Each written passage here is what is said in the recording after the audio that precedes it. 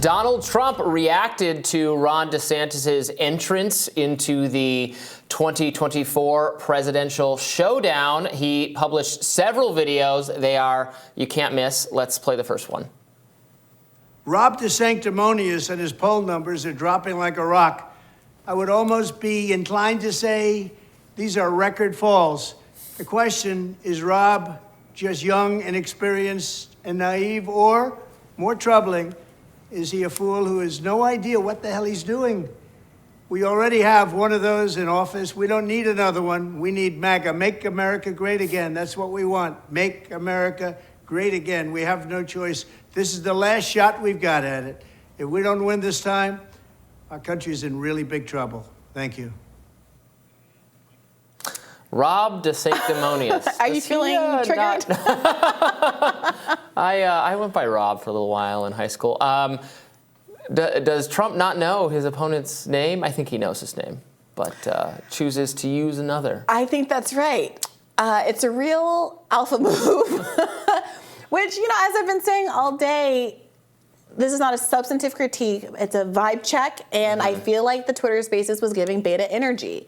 I think that Elon Musk has tended to give beta energy anytime he's in the real world and offline. Ron DeSantis has been haunted by his beta energy, despite talking about how great his wife and family is. It comes off as the guy who has a girlfriend in Canada sometimes. You know what I mean? Trump has encouraged that impression. He's like, what are all these photos and things with, whatever he said. And when people start accusing DeSantis of sexual misconduct, women, even a man, maybe. It's absurd. And we shouldn't be laughing, but the thing about Donald Trump we can laugh. is that he's literally funny. He's like, look, in all seriousness, I don't know what's going on with Rob DeSantis. Yeah. Is he dumb or is he a fool? I mean, these are the options. I'm not the one that's creating the panoply of choices here. But he's either dumb or a fool. Well, many people are saying. Many people are saying.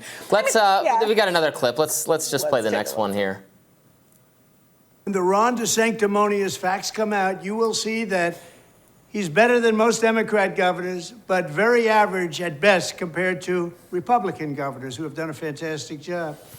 How about the fact that he had the third most deaths of any state having to do with the China virus or COVID?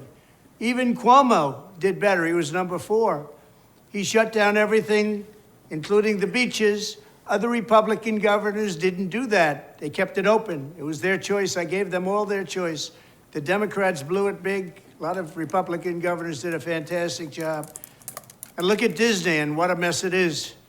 Could have worked out an easy settlement, but no, he wanted to show the fake news how tough a guy he is.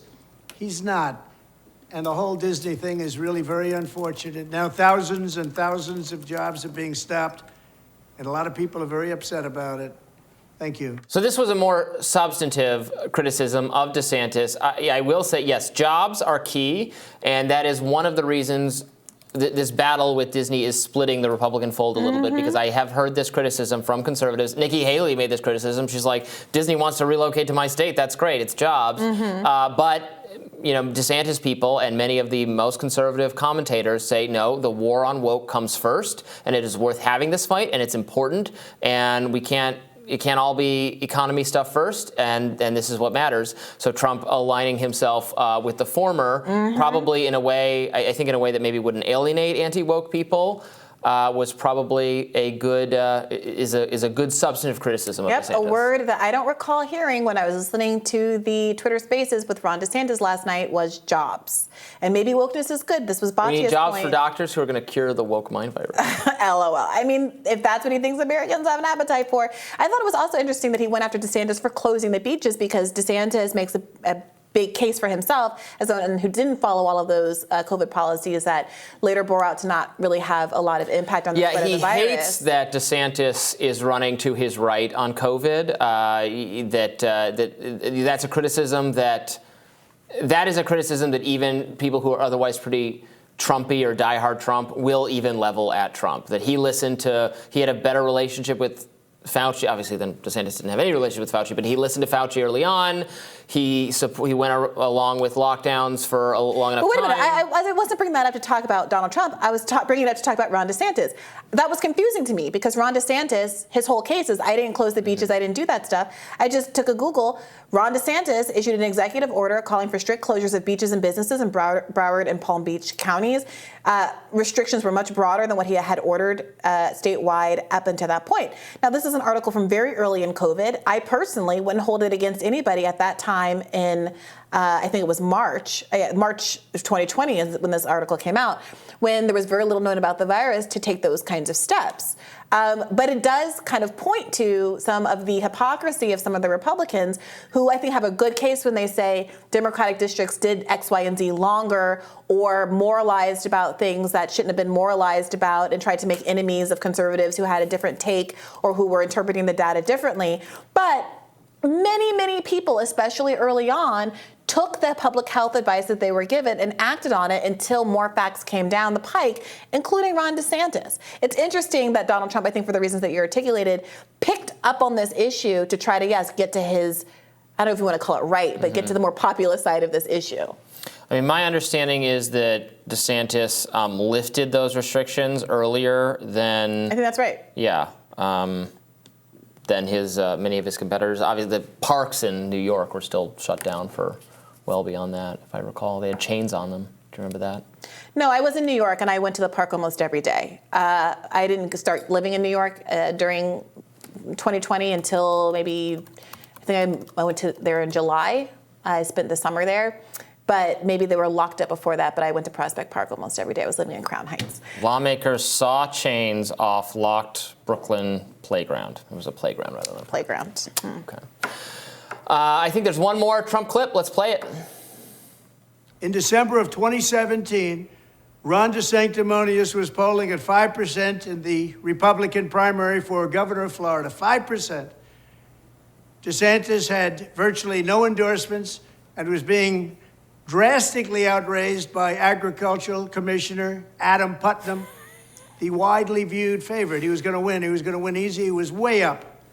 Ron had zero chance of winning. On December 21st, 2017, a man named President Donald J. Trump endorsed in support of Ron DeSantis.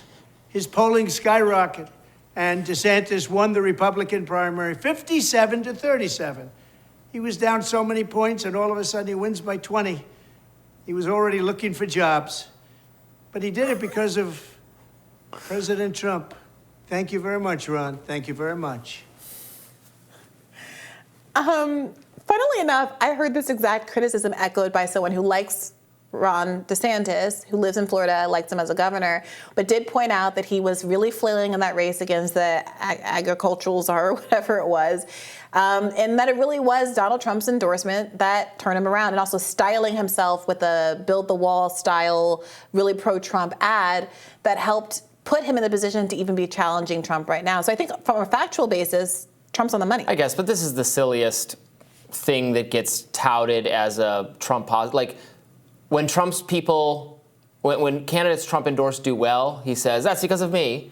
And then when they lose, whereas another candidate might have won, well, that was somebody else. That was some other problem. But what about he does that so much. He did that all over the midterms where the candidates he handpicked who ran on his issues, his election issues in Arizona, Pennsylvania, and Georgia lost as candidates in other races who were less Trumpy or less aligned with Trump, like sailed to re-election. Yeah, but I don't see this as a I'm great and I'm Trump argument. I'm seeing this as an electability argument. If Ron DeSantis can't beat this random agricultural guy, why should we think that he is going to be able to survive Joe Biden and win in a general election? I mean, I think his argument is that it was a closer state when he was first elected, and he narrowly won, and then his re-election was a massive success. So he can point to a positive direction for his gubernatorial races, but it remains to be seen what that means for the general election, which we will be covering, of course. More Rising right after this.